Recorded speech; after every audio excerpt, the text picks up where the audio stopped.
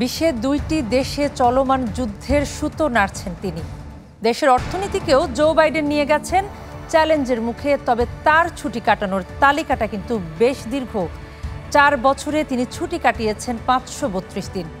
বাইডেনের এই লম্বা ছুটি নিয়ে সামাজিক যোগাযোগ মাধ্যমে সরব রিপাবলিকান সমর্থকরা। সবাই কাজ পাগল নাও হতে পারেন, কিন্তু তাই বলে ছুটি পাগল অন্তত হবেন না এমনটা আশা করা হয়।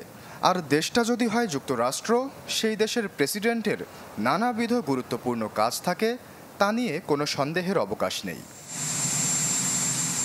তবে এই সন্দেহ জাগছে ৮১ বছর বয়সী জো বাইডেনের ছুটির তালিকা দেখে। যুক্তরাষ্ট্রের স্মরণকালের প্রেসিডেন্সিয়াল ইতিহাসে বাইডেন সবচেয়ে বেশি দিন ছুটি কাটিয়েছেন।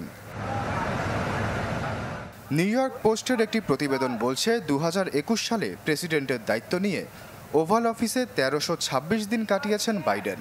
এর মধ্যে ছুটিতে ছিলেন ৫৩২ দিন।